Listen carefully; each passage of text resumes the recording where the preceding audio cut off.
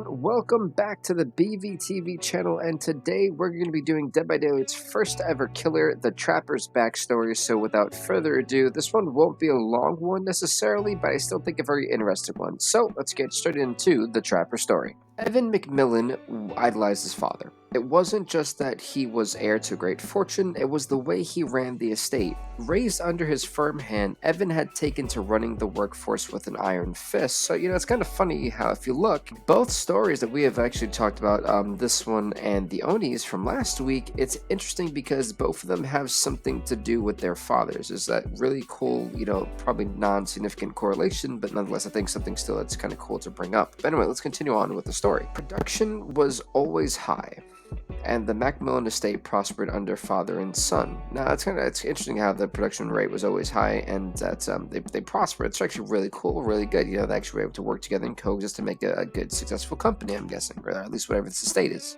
As Archie Macmillan's mental health slowly degenerated, Evan protected him from the herd who wanted a piece of the fortune. No matter what his father asked of him, Evan would do. So now here is where I'm easily going to see the downfall. Obviously, as we can tell, Archie, when someone's mental health is slowly, degenerating and they're losing, sanity, that's what I'm going to call it for right now.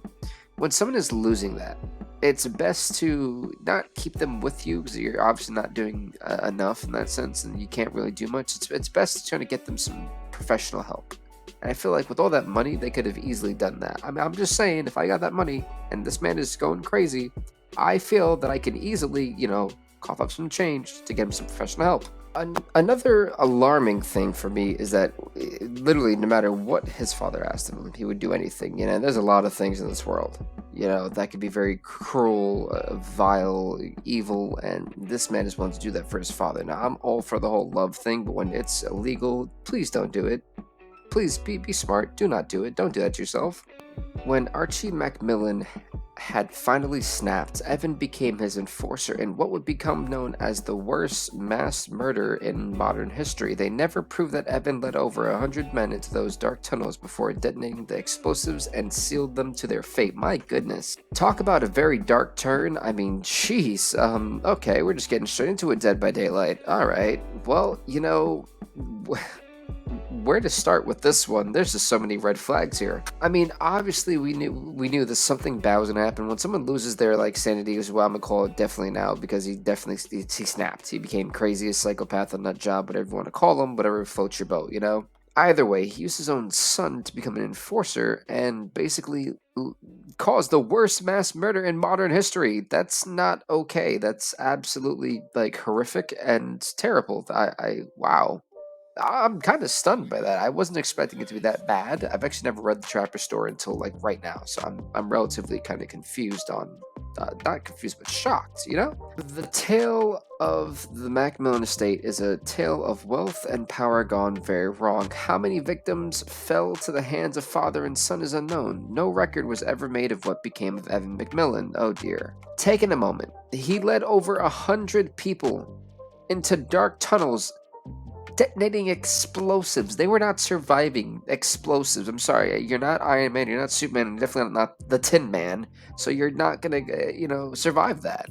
It's a very horrific, thing, and then on top of that, they were still there, so if you did have a chance of surviving, you were gonna die because there was no way out, and you die over hunger and starvation over a week. So not even that, a few days, It's funny, I'm saying, as if you guys have been in that situation. Hopefully none of you have. I'm hoping, praying here, none of you have. Just want to put that out there. Although Dead by Daylight did do a great job summing up a very, I think, critical statement here, saying that this was a tale of wealth and power gone very wrong. Absolutely. I mean, they let wealth, a lot of people think money is power, and to a certain degree that is in life. Not power as in you are going to be the king and queen of the world, that's it's unrealistic.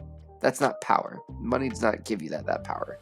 I feel, especially in today's world, power gets thrown around a lot, and I wish people would stop saying that word, because power is such a fickle and what's the word I'm looking for? It's such a fickle and such a colorful statement. And what I mean by colorful is because it can be taken in so many different directions.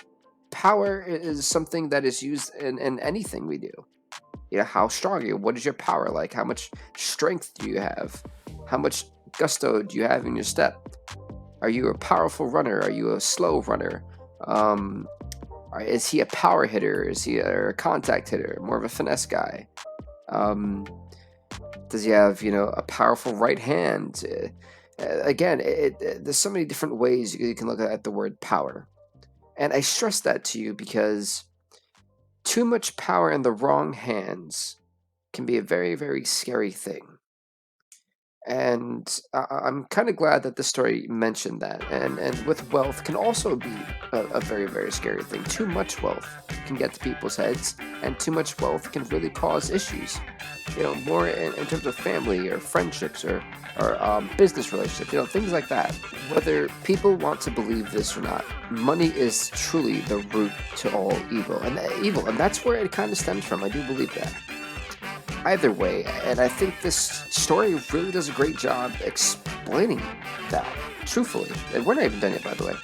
But I know this is kind of a rant, and I think I've went on a little bit too long, so let's get back to the story, shall we?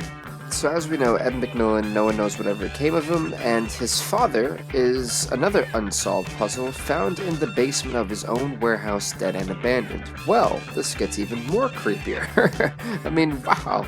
So first, Evan McMillan is now gone, which I am already going to put this out there. I do believe he killed his dad after just going even crazier, maybe with guilt or something.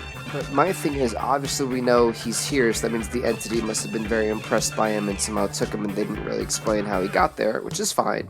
But, if he was unknown, that means the entity kind of swooped up and took him. We can be left to kind of assume and infer that.